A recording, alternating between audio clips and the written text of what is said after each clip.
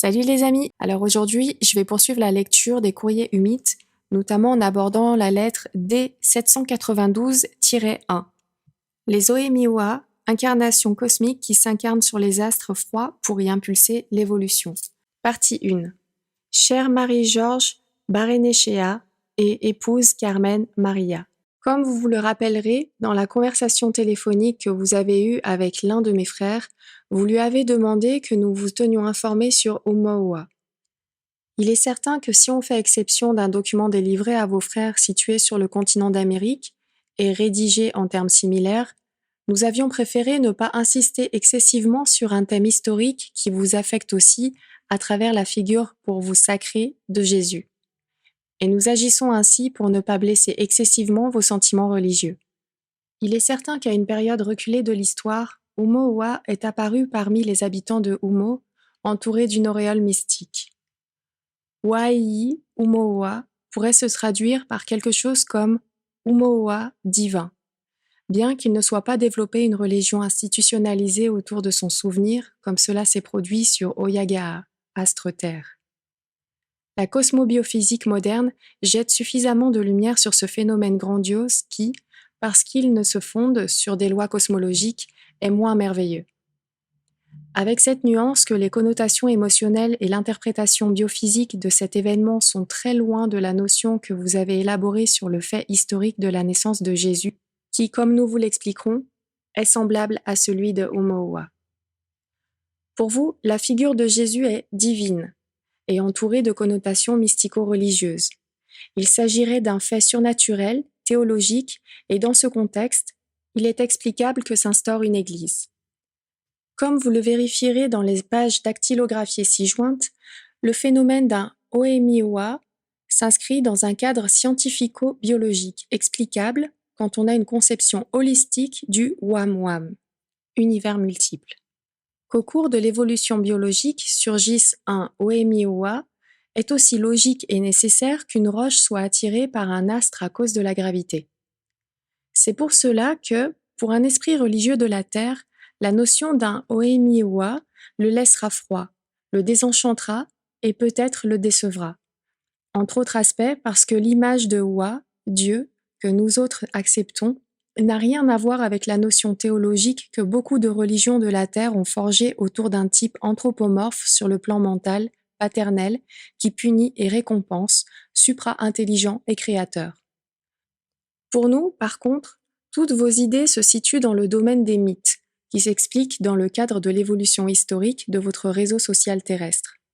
À partir d'un fait réel qui, interprété comme étant de nature thaumaturgique, miraculeuse, à cause de sa singularité physique, étonna les contemporains de Jésus, se développe un traité doctrinal qui donne forme à une nouvelle religion, le christianisme, et l'édification d'églises variées selon les interprétations distinctes du message déformé de cette Oemiwa. Jésus et Oumuoua. Jésus et Oumuoua sont pour vos frères et les nôtres deux exemples importants d'organismes d'Oemiwa. Sur d'autres astres froids d'hominisation peu précoces, nous avons enregistré l'apparition d'autres Oemiwa semblables. Dans des civilisations très avancées, où il n'a pas surgi un de ces sauts quantiques cérébraux, le modèle cosmobiologique qui rend possible le phénomène s'est déjà élaboré et on attend l'événement avec une curiosité scientifique. Il n'existe aucune présomption selon laquelle une telle mutation cérébrale est régie par une loi qui rende prédictible le phénomène. Il semble que, comme cela se produit pour les autres sauts quantiques de la structure nerveuse, celui-ci surgit par hasard, bien orchestré, depuis la conscience collective engrangée dans ce grand cerveau de l'univers. Comme preuve de son caractère aléatoire, nous remarquons que l'un de ces organismes surgit dans des moments disparates de la civilisation. Jésus naît dans l'environnement d'une société encore peu développée culturellement, imprégnée d'idées irrationnelles et magiques, encore éloignée de l'ère scientifique. Sur Oumo, notre Oemiwa, Oumuoua, naît dans un réseau social beaucoup plus ancien, où se développe une science et une technologie équivalentes à celles qui furent observées sur la Terre entre les 19 et 20e siècles. Et sur d'autres astres surveillés par nos nefs, leur apparition fut plus précoce, quand leurs habitants vivaient en s'abritant sous des espèces végétales arborescentes. Comme preuve de ce que la conscience collective exerce un système de contrôle quelconque par réalimentation, nous observons qu'une fois qu'a surgi un Oemioa, le phénomène ne se reproduit plus ensuite avant des millions d'années. Nous savons qu'un mécanisme de rétroalimentation, dont nous ne connaissons pas encore la nature exacte, active la conscience collective et pendant longtemps, celle-ci ne permet pas d'autres mutations. C'est comme si une plante exotique naissait soudain dans un jardin et que celle-ci émette une substance contaminante qui empêchera ses propres congénères de fructifier. Pendant ce temps, le reste des cerveaux, encore au niveau quantique antérieur, hominisés, continue à évoluer, à se perfectionner. Plusieurs millions d'années plus tard, et soudain, comme si ce mécanisme de réaction inhibiteur avait cessé son action, surgissent alors dans le réseau social des milliers de mutations Oixioua. Les hommes qui existent encore s'habituent rapidement à vivre avec des congénères supérieurs qui ne meurent pas, mais qui disparaissent dans l'espace. Il y a deux espèces distinctes, des organismes inférieurs, vivant en symbiose, non pas avec une autre race, mais avec l'autre espèce supérieure.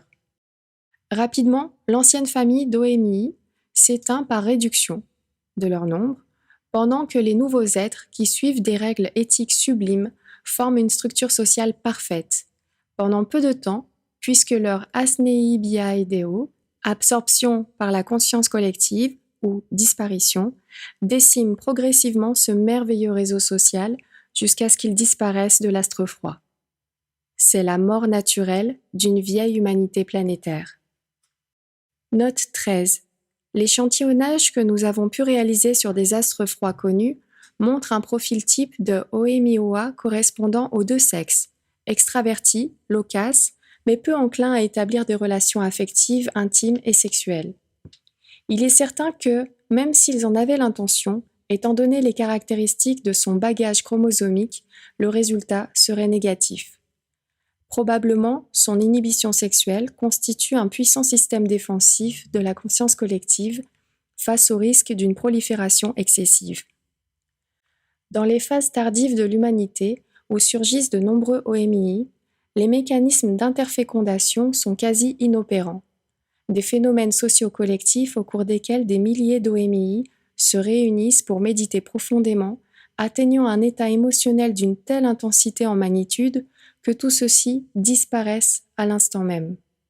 La procréation est presque inexistante au point que le taux de disparition, appelé par nous asneibiaideo, excède dans une grande mesure celui des mutations Oixioa, qui se montent à de rares naissances dans la nouvelle espèce.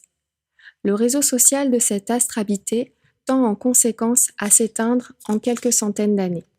Nous désirons vous préciser que les astres froids qui atteignent cette étape finale n'atteignent pas 0,002%.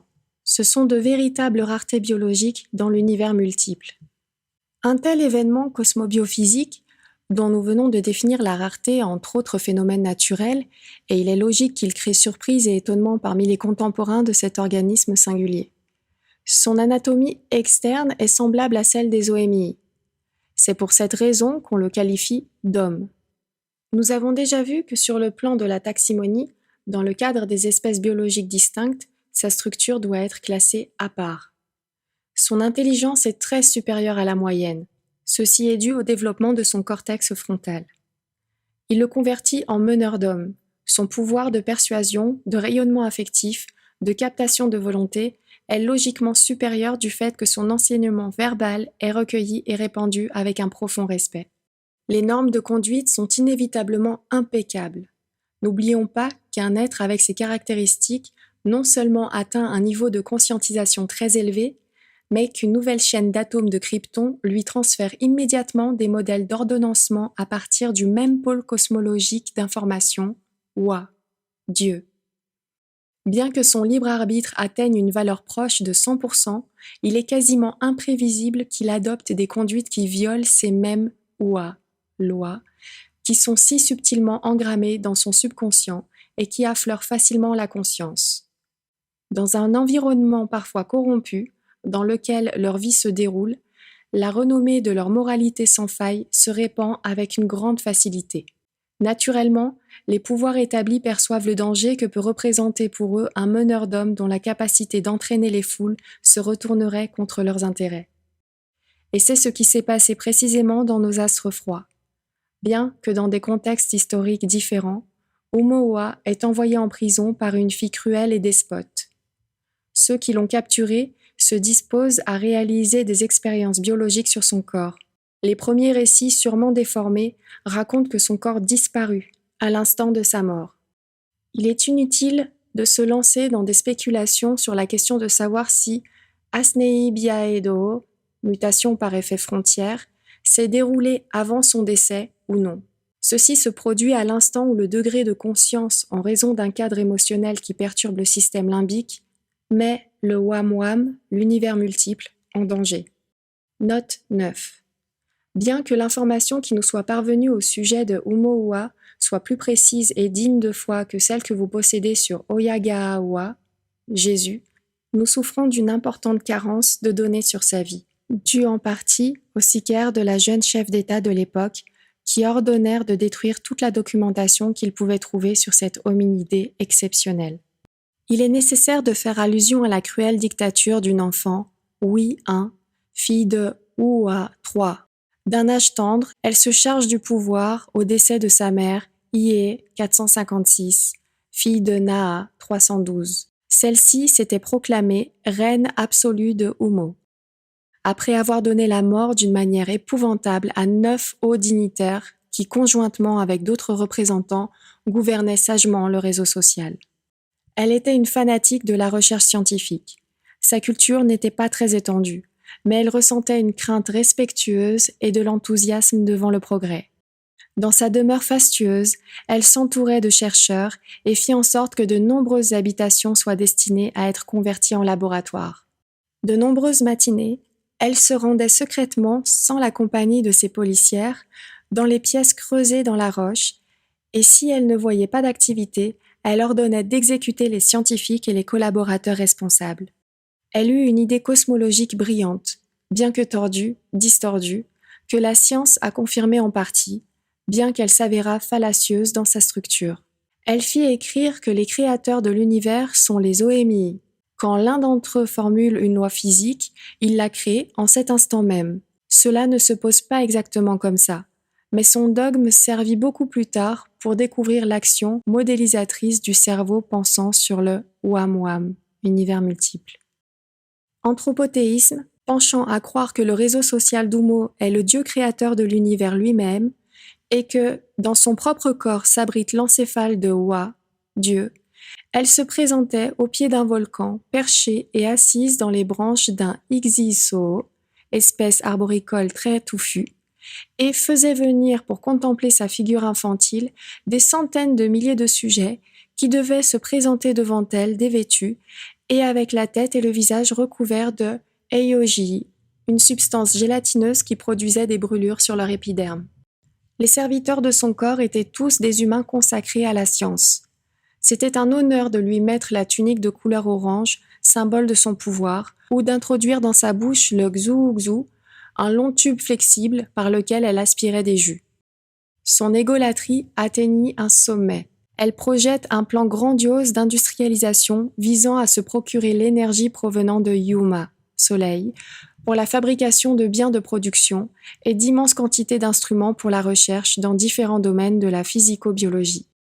Des agents, des policiers, fouillaient les demeures souterraines de tout le continent, arrachant les hommes et les femmes de leur foyer. À cette époque, il était courant de vivre en communauté de 40 à 80 OMI, les Yé, femmes, et leurs époux et enfants mélangés avec les membres d'autres familles, résidant tous ensemble dans un hall circulaire souterrain. Les agents arrivaient, sélectionnaient les OMI au hasard, les dépouillaient de leurs vêtements, les entassaient dans de gigantesques véhicules multipodes vers un destin qui leur était inconnu, des camps de travail. Pendant le trajet, on les sélectionnait en leur marquant un numéro, avec des caractères métalliques incandescents sur le front et sur les fesses. Et on leur fournissait un vêtement qui les couvrait seulement jusqu'à la taille. Ensuite, on leur badigeonnait le reste du corps, les organes génitaux, les fesses, les cuisses et les jambes, avec une substance plastique transparente, n'épargnant seulement que les orifices qui leur permettaient d'effectuer leurs évacuations physiologiques. Un de ces pauvres airs fut Umoua, mêlé à une multitude de Gée, hommes, et Yé, femmes, et destiné à travailler à la construction d'une gigantesque centrale solaire dans l'immense plaine de Siou. Il devait creuser de longues et énormes tranchées de sections paraboliques qui, recouvertes de métal réflecteur, serviraient pour concentrer les rayons de Yuma et produire de l'énergie par conversion dans des circuits liquides. On ne sait rien sur les progéniteurs de Umoua. La police détruisit ultérieurement toutes les archives qui faisaient allusion à sa famille. Des références indirectes de disciples contemporains de sa doctrine font allusion au fait que son père était un ingénieur spécialisé dans les dispositifs d'éclairage et sa mère professeure de zoologie, ou peut-être de biologie générale. Il semble qu'il avait une sœur qui fut destinée comme lui à une usine d'obtention de Sioux, bloc poreux pour stocker des liquides. Mais son frère ne réussit pas à reprendre contact avec les membres de sa famille après la brutale séparation. Il semble que son père se nommait Soaï 41, fils de on ne sait pas. Mais le plus surprenant est que nous ignorons le véritable nom de Umoua. On lui en attribue plusieurs sans véritable rigueur historique. Ses disciples étaient si convaincus de sa divinité qu'ils l'appelaient simplement Umoua. Comme les travailleurs esclaves perdaient officiellement leur nom, il nous était parvenu seulement le numéro gravé sur l'épiderme de son front et de ses fesses. C'était en nombre décimal 2.332.874. Nous ne connaissons que de maigres récits de la vie que menait Umoua et de ses malheureux frères, grâce à une de ses compagnes d'esclavage, une nommée Yoda 60, qui avait comme numéro gravé 2.331.544. Un de ces récits fait allusion à la dernière période dans laquelle Hui I, fille de Hua III, était déjà arrivée au pouvoir. Celle-ci, par un de ses frivoles caprices et pour humilier les travailleurs esclaves, avait remplacé plus de 70% de ses policiers gardiens par des fillettes âgées de 9 à 15 ans terrestres. Un après-midi, Umoua et Yoda 60 étaient en train de travailler ensemble posant de grandes feuilles métalliques courbes sur les tranchées paraboliques, quand la fillette qui les surveillait eut un désir sexuel et ordonna à Yoda, femme qui aurait été alors âgée d'environ 26 années terrestres, qu'elle s'agenouille devant elle et qu'elle lui fasse des caresses linguales. La travailleuse soumise fit ce qu'on lui ordonna. Un refus aurait signifié la mort, accompagné d'horribles tortures.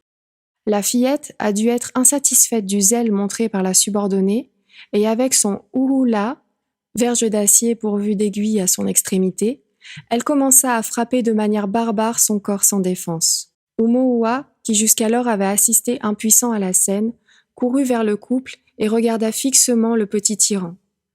À cette époque, ce geste était inadmissible, parce que fixer un supérieur était considéré comme quelque chose d'odieux et répugnant, mais dans ces circonstances particulières, poser son regard sur le surveillant entraînait aussi la mort.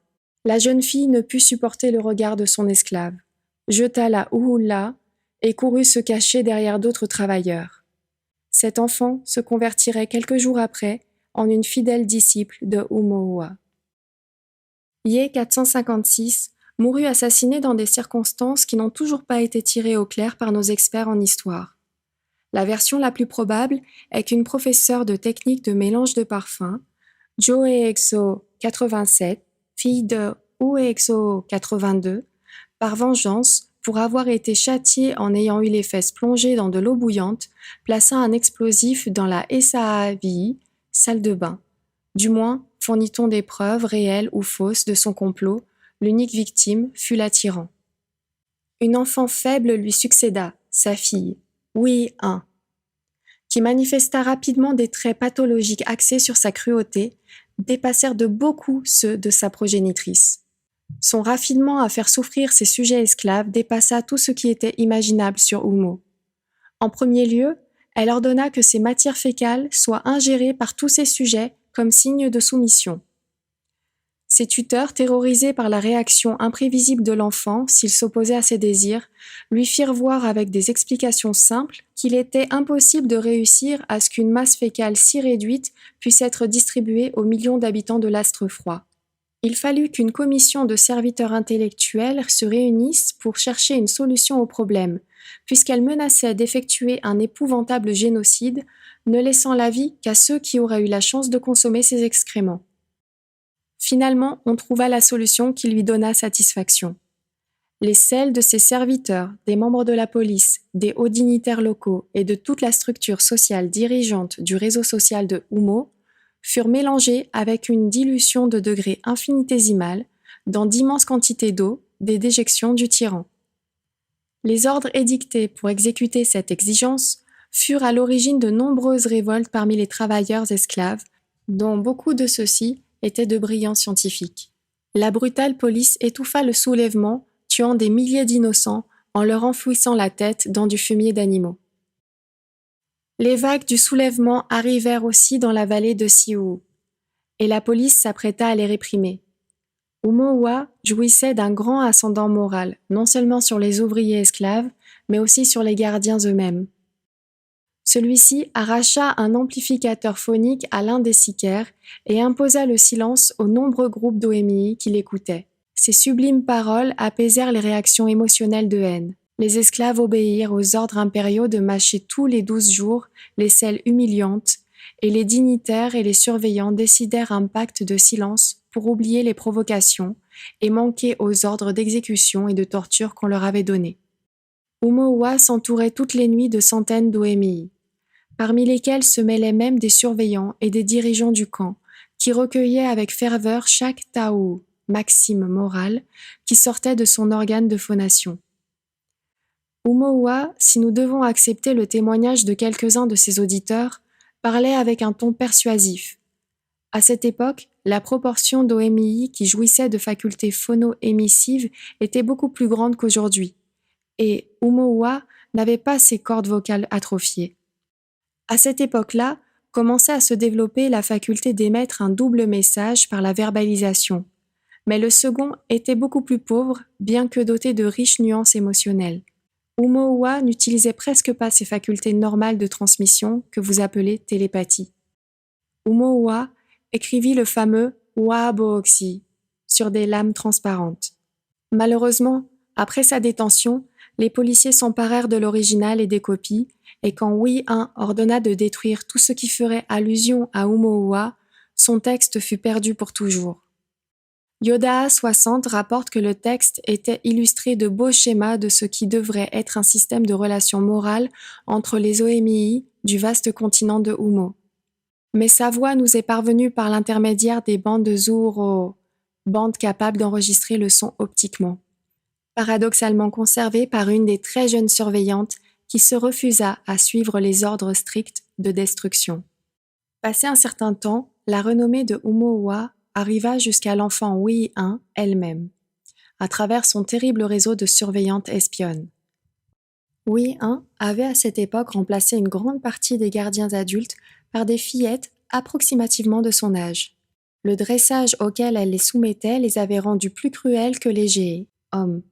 Hui I tentait de créer une terrible structure théocratique dans laquelle elle s'arrogeait la fonction de Hua, Dieu, dans une conception mythique, et dans laquelle la hiérarchie était composée de fillettes de son âge. Les postes subalternes seraient concédés aux Yé, femmes, et Géé, hommes, exterminés à l'exception de quelques esclaves étalons. Mais les fluctuations d'émotivité de cette jouvencelle malade neurologique empêchèrent toute planification cohérente de ce monstrueux plan génocide.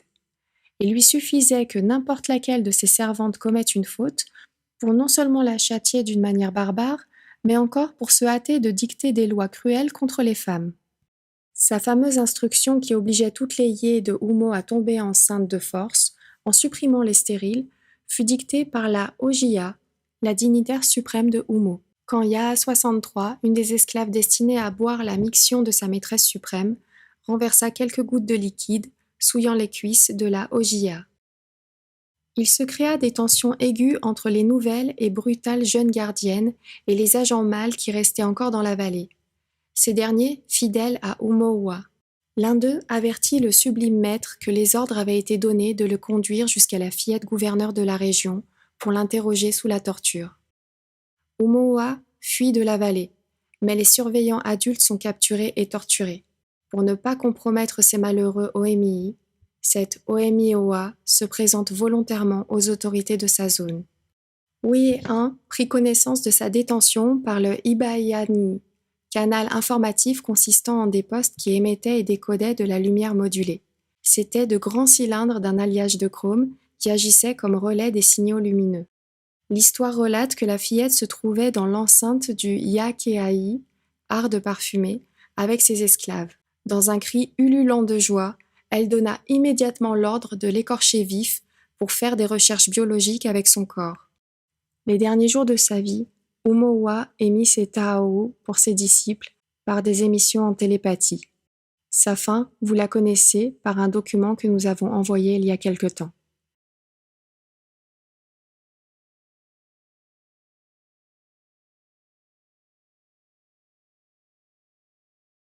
Nous allons terminer avec la lettre D792-2. Attention, celle-ci, elle peut piquer un peu. Naturellement, quand nous vînmes à Oyagaha, planète Terre, mes frères, une fois qu'ils eurent maîtrisé les barrières linguistiques et dès qu'ils purent s'orienter grâce à des schémas de plus en plus pointus concernant votre contenu culturel, ont immédiatement focalisé leur attention sur la figure étrange de Jésus de Galilée. Cela va sans dire, les personnages générateurs de religion avaient attiré leur attention. Quelques-uns avec une plus grande richesse philosophico-doctrinale pour nous que la religion chrétienne. L'étude de Socrate, de Bouddha, de Confucius, de Mahomet. Le parallélisme de Umoua avec Jésus était impressionnant avec une première lecture du Nouveau Testament. Mais il existe des éléments historico-sociaux qui ne cadrent pas. La vie de Jésus apparaissait dans le contexte de ses livres, remplis de contradictions et d'erreurs historiques. D'autre part, il était impossible de trouver dans l'ensemble restreint des historiens de son époque des allusions à l'image vivante de Jésus de Galilée. Nous avons vite découvert également que la brève citation sur le Christ faite par l'historien Joseph est une interpolation hardie réalisée dans des copies ultérieures, par les mêmes chrétiens fanatiques. Joseph ignorait ou méprisait cette figure juive. 3 de mes frères, Oaro 4, fils de Yuixi 48, Yu 1, fille de M 368, et Adaa 66, fille de Adaa 65, voyagent en Israël et en Égypte et ensuite en Jordanie pour capter des informations. Avec les techniques Uolo, ils purent localiser et déterrer de très importants documents formés de rouleaux métalliques et d'inscriptions sur pierre et sur argile, qui, joints aux renseignements archéologiques recueillis par vos soins, nous ont permis de reconstituer une partie de cette passionnante étape de votre histoire. Les documents archéologiques pris sur Oyagaha sont en notre pouvoir sur Umo. Nous les rendrons à Oyagaha dans une de vos futures étapes de votre évolution culturelle. Jésus naît en Galilée, pas à Bethléem, mais à une douzaine de kilomètres de l'emplacement de la ville de Nazareth. Dans la 8e année de l'ère, appelée par vous chrétienne. Et non la première année, l'année 0. Ses parents étaient des pasteurs nomades, transhumants, et son lieu de naissance fut une modeste tente. Il a été impossible de déterminer le lieu exact de ce campement. Jésus avait, au moment de sa naissance, 2 frères et une sœur. Par la suite, il lui naquit un autre frère. À partir d'ici, le récit post-testamentaire apparaît rempli d'erreurs grossières, d'additifs pseudo-historiques postérieurs. Sur ce fond, parfois avec une certaine rigueur historique, se détache, bien que quelque peu déformée, la doctrine de Jésus dictée par son subconscient. Note 11. Beaucoup des récits de la vie de Jésus relatés dans le contexte néo-testamentaire sont de pures légendes, quand ce ne sont pas des versions qui ne sont que de pâles reflets fortement adultérés de la réalité. L'impact intense qu'engendra sa disparition soudaine entoura sa vie d'un halo surnaturel, et les profondeurs de ce halo illuminèrent les aspects vulgaires de son passage sur les terres palestiniennes, les transformant en événements merveilleux. Par exemple, la version qu'il était mort se répandit à propos pour éluder la persécution des autorités, Mais, relatée dans des versions successives par les apologistes, elle se transforma en résurrection miraculeuse. Fin de la note 11. Jésus ne fonde aucune église. Le récit relatif à la création du pape avec l'apôtre Pierre comme premier pontife et les allusions variées à une congrégation de fidèles est également le fruit d'additifs postérieurs. Les termes hébreux tels que kahal et le grec ecclésia sont ensuite prodigués, éparpillés dans les récits plus antiques. Le mythe de la mort a comme origine une fausse interprétation du martyre de Jésus. Il est totalement certain que ce Ohémioa est soumis au tourment de la crucifixion, bien que les chroniques post-testamentaires soient sensiblement déformées jusqu'à se convertir en légende. Mais Jésus ne meurt pas. Ses disciples obtiennent de récupérer son corps presque inanimé, bien qu'il fasse courir le bruit de sa mort. Note 14. Pour éviter une autre persécution. Il soigne ses blessures et une fois rétabli, le chef religieux reprend son activité doctrinaire. Peu après se produirait le Asnei Biaedo, disparition, devant ses disciples abasourdis. Le récit de cet événement fut ensuite déformé et interprété comme ascension au ciel. Le phénomène ne parut pas être si étonnant à des humains fanatisés convaincus de la divinité de leur maître. Nous avons prouvé que le linceul conservé à Turin a entouré le corps de Jésus. Nous vous recommandons une étude plus approfondie de ce vestige historique. La thèse vaporigraphique consistant en l'imprégnation du tissu par des substances phytothérapeutiques avec lesquelles ceux qui l'ont soigné imprégnèrent le corps de Jésus pour soulager ses blessures explique l'empreinte de l'image. La thèse que quelques-uns de vos frères ont émise concernant une hypothétique radiation mystérieuse est totalement absurde et antiscientifique. La tunique fut conservée par un paysan appelé Ismaïl, qui assista à la disparition miraculeuse, entre guillemets, du maître galiléen. Il est important de signaler que contrairement à notre histoire de Umoua, le nombre de personnes qui contempla l'événement prodigieux de sa disparition fut énorme. Il est possible, d'après les documents que nous avons localisés, qu'ils aient été de 1200 à 1500 personnes. Si la version donnée au début par un petit nombre de biologistes fut qualifiée de psychonosologique par ceux qui écoutèrent le récit, bien qu'une investigation policière ait restitué le phénomène, ici, des douzaines de pasteurs, paysans et pêcheurs se lancèrent remplis de fanatisme exaltés à raconter avec un enthousiasme mystique ce qu'ils avaient vu de leurs propres yeux.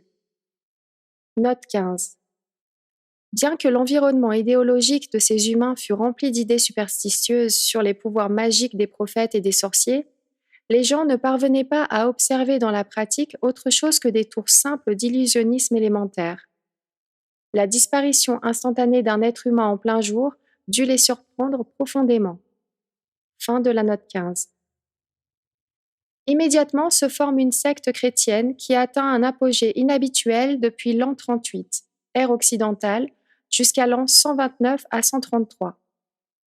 Durant cette période, les témoins de l'événement, leurs fils et d'autres adeptes exaltés, confrontés aux doctrines dominantes en Israël, se lancèrent dans une campagne messianique pour exposer, déjà quelque peu altérée, la doctrine éthique de Jésus. À partir de cette date, on observe les premières scissions, la formation de sectes, la formation, imaginée par les dirigeants plus ambitieux, d'une congrégation ecclésia surgit avec force.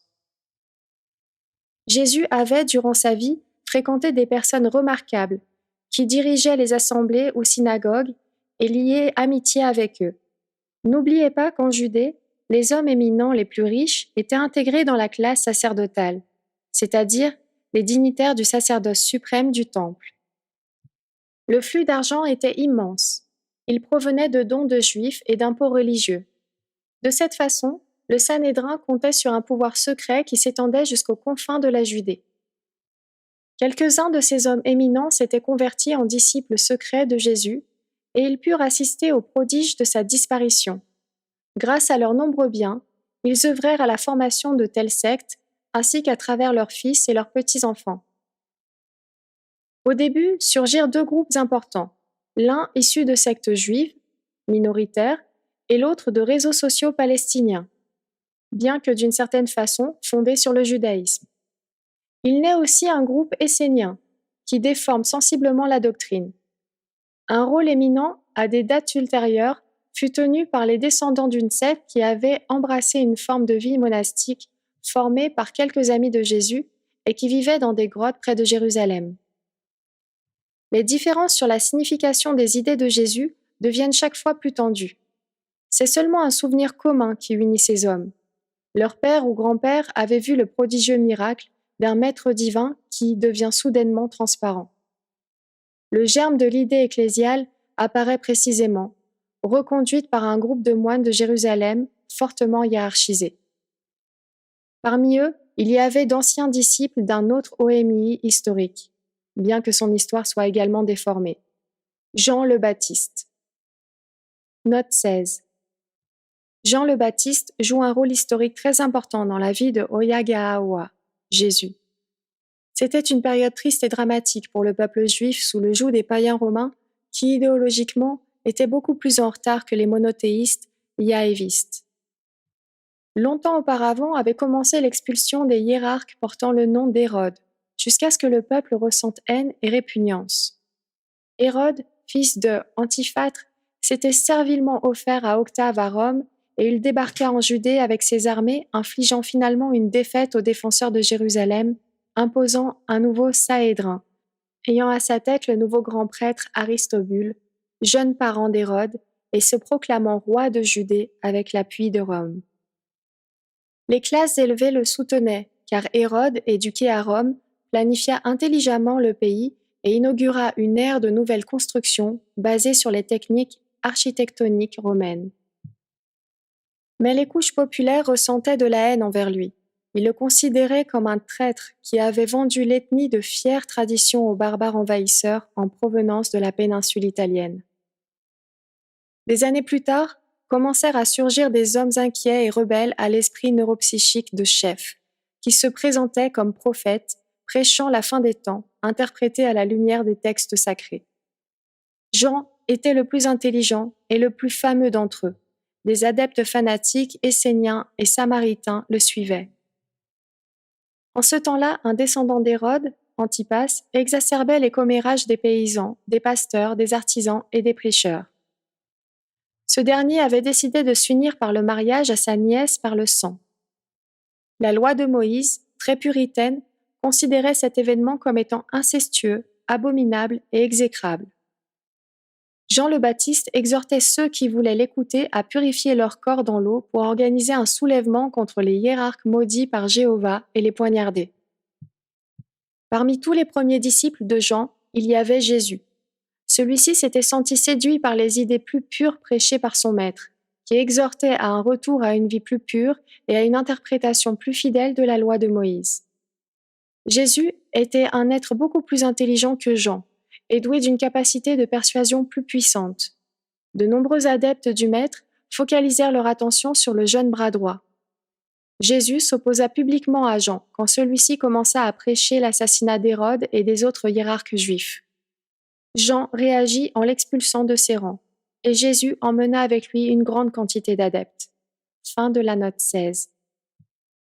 Ces différents disciples imposent ce qu'on appelle le sacrement du baptême. C'est la même secte qui crée le mythe des 12 apôtres.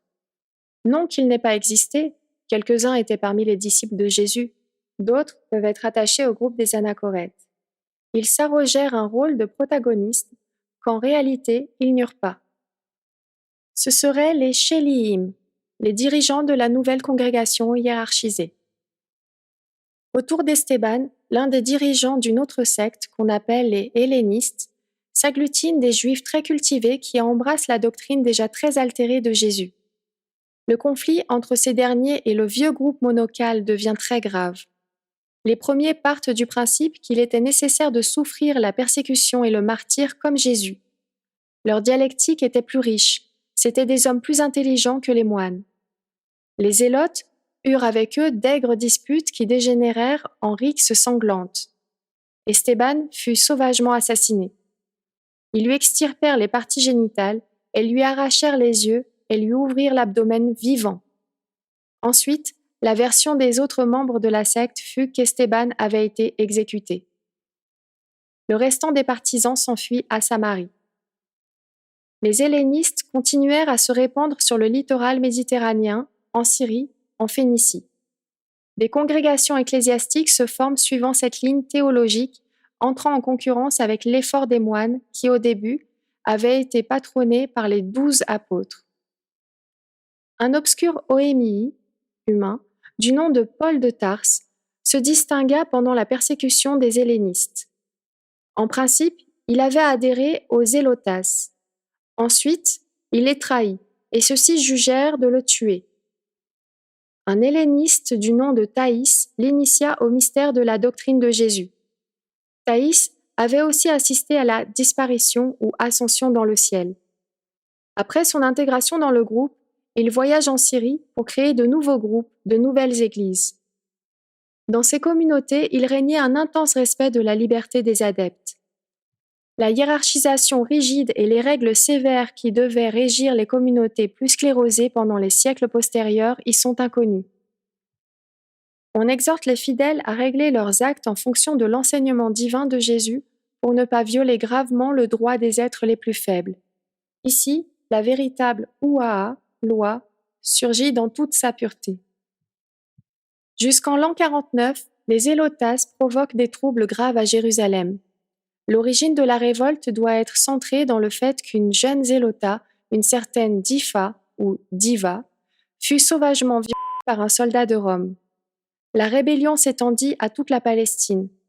Rome vint à bout des rebelles, occupant Jérusalem et détruisant le temple.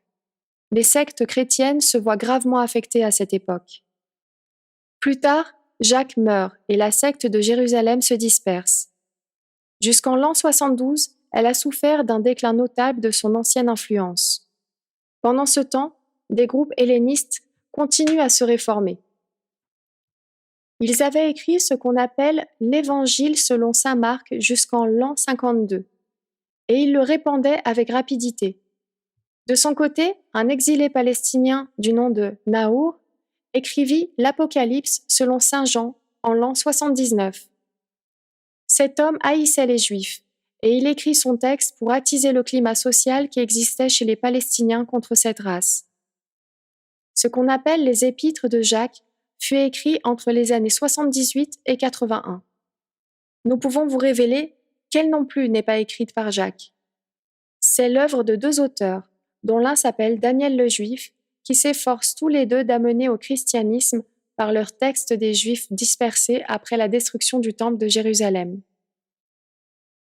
L'Évangile selon saint Matthieu est rédigé en l'an 82. Il demeure inédit pendant 2 ans, et il est réécrit avec des corrections en l'an 84 par un groupe restreint d'hiérarques dans une communauté de Syrie située à Antioche. L'histoire de l'Évangile de saint Jean est plus complexe.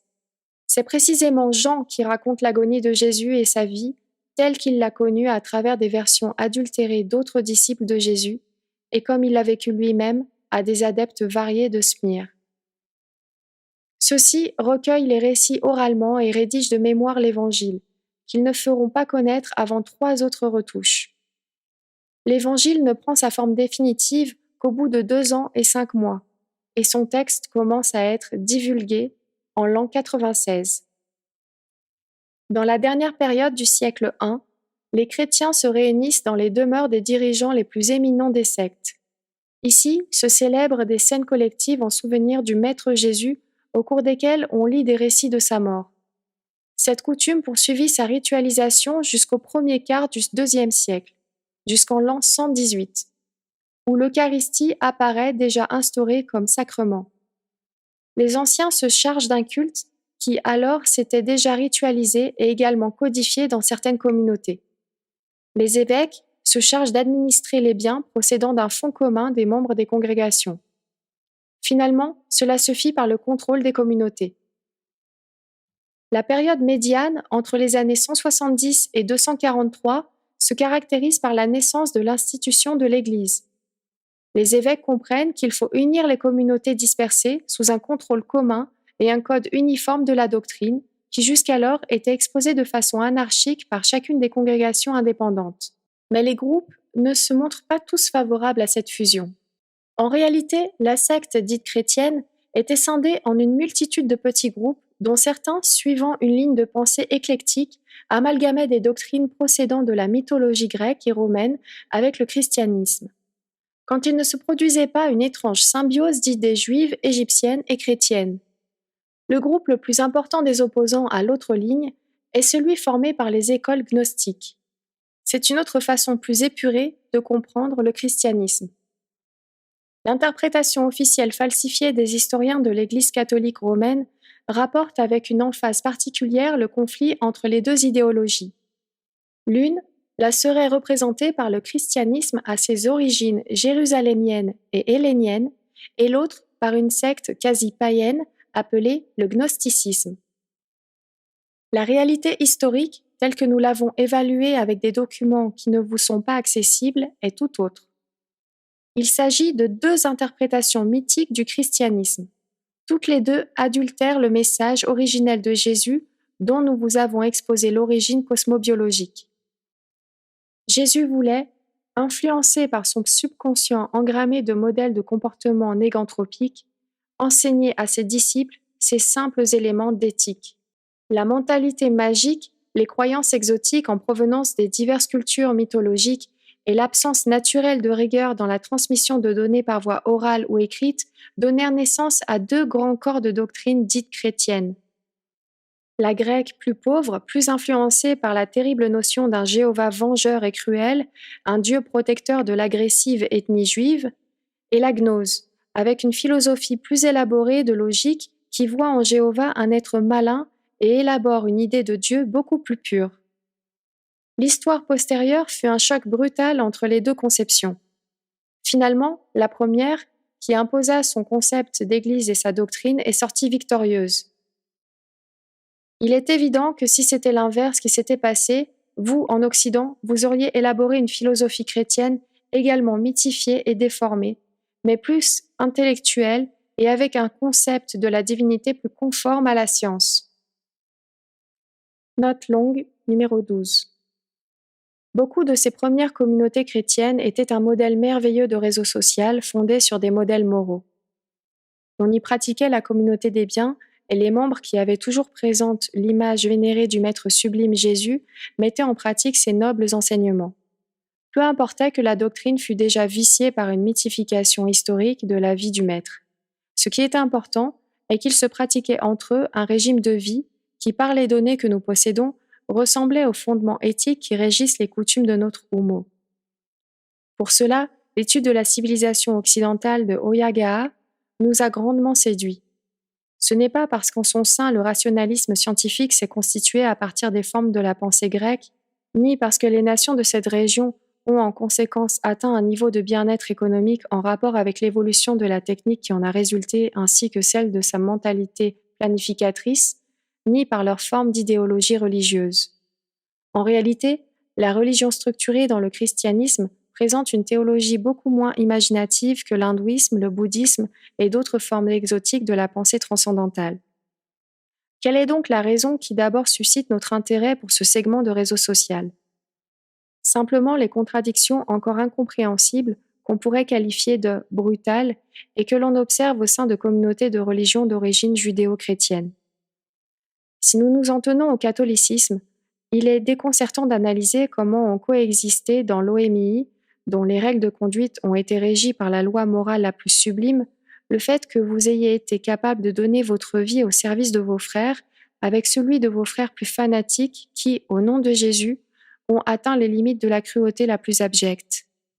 Ce n'est pas un secret pour vous que dans le cadre de cette religion institutionnalisée, les pages de son histoire sont imprégnées de sang et de souffrance pour ceux qui ne pensaient pas comme eux, mais aussi de bonté et de charité.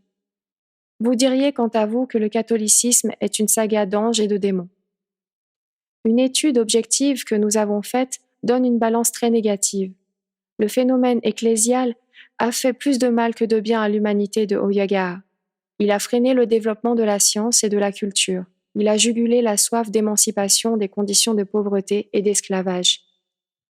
Il n'est pas nécessaire que nous vous rappelions de nombreuses pages sombres.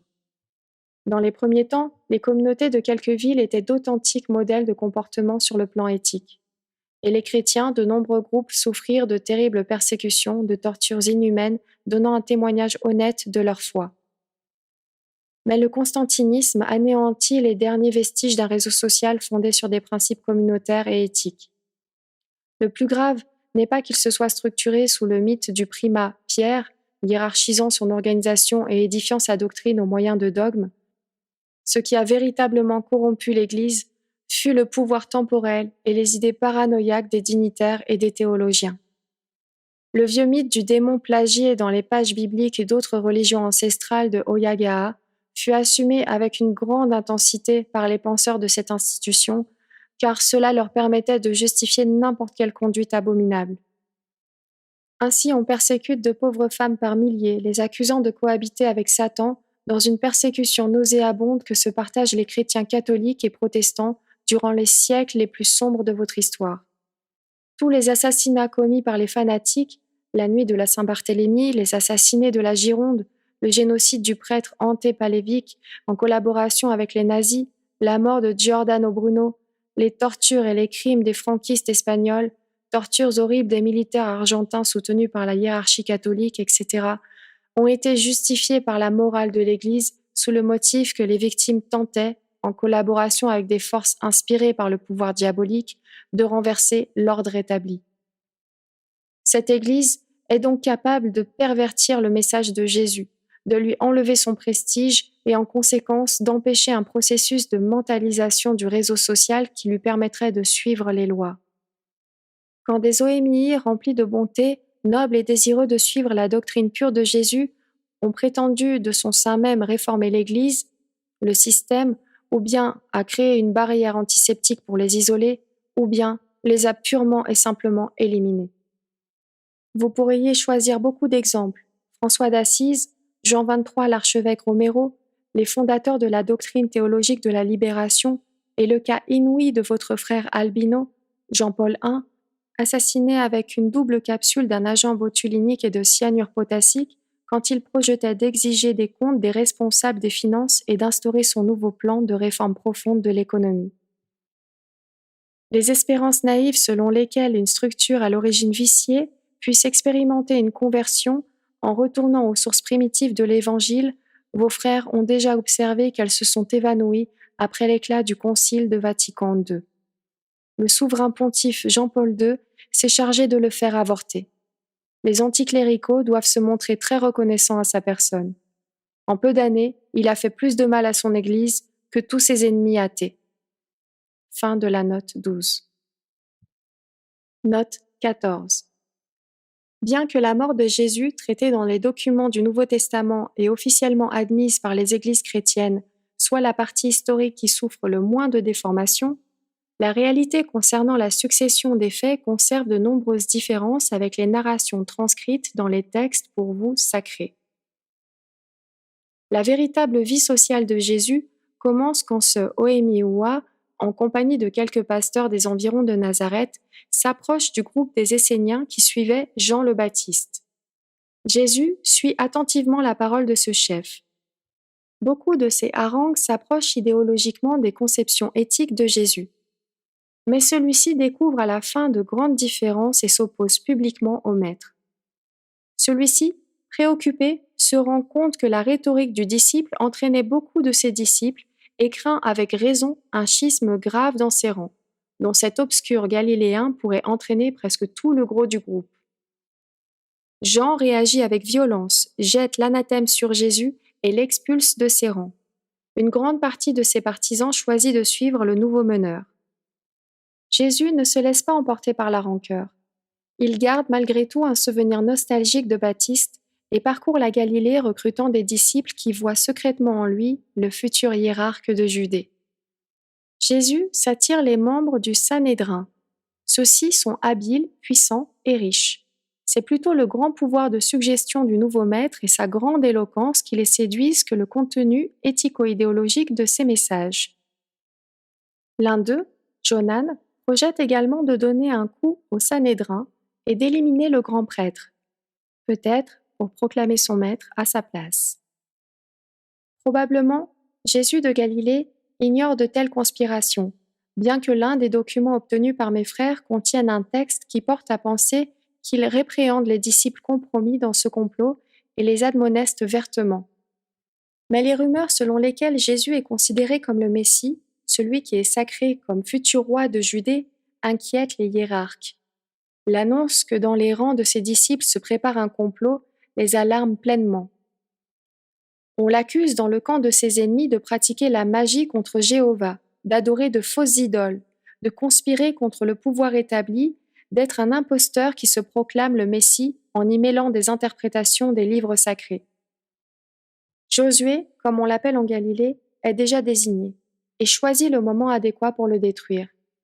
De tous les hommes qui sur les terres de la Palestine dirigeaient des mouvements populaires de caractère religieux, s'opposant au système établi, Josué, Jéchoua, soit Jésus, est le plus dangereux.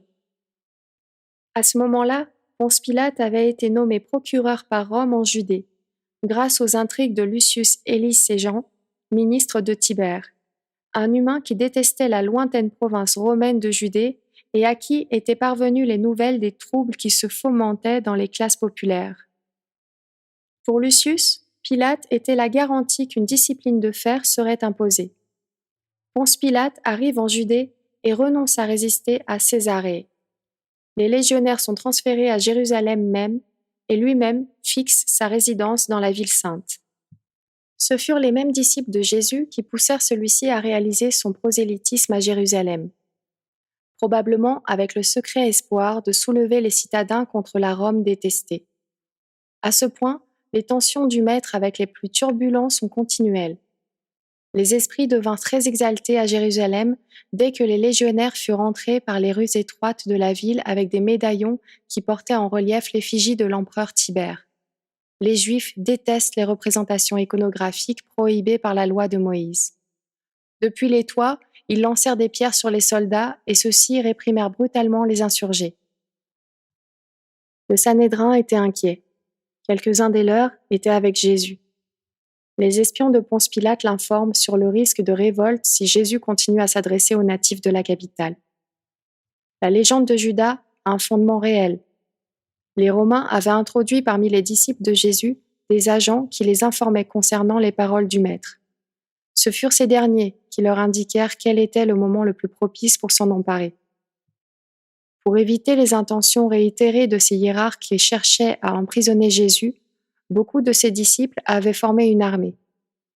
Jésus se présentait en odeur de sainteté, dans ses harangues habituelles, et les autorités craignaient de graves désordres si on procédait à sa détention dans ces circonstances.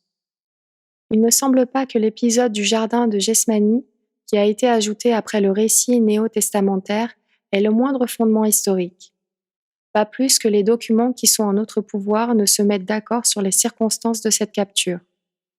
Le texte le plus fiable écrit par l'un de ses nombreux adeptes, un certain Joram, décrit son maître comme étant entouré de 18 disciples, hommes et femmes, dans la maison de l'un des membres de Sanhédrin, l'un de ses disciples du nom de Zakhar, ou peut-être était-ce le fils du conseiller.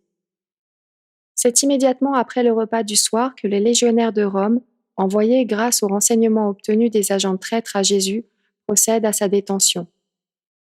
Zakhar accompagne Jésus. Des ordres stricts sont transmis à l'autorité religieuse juive.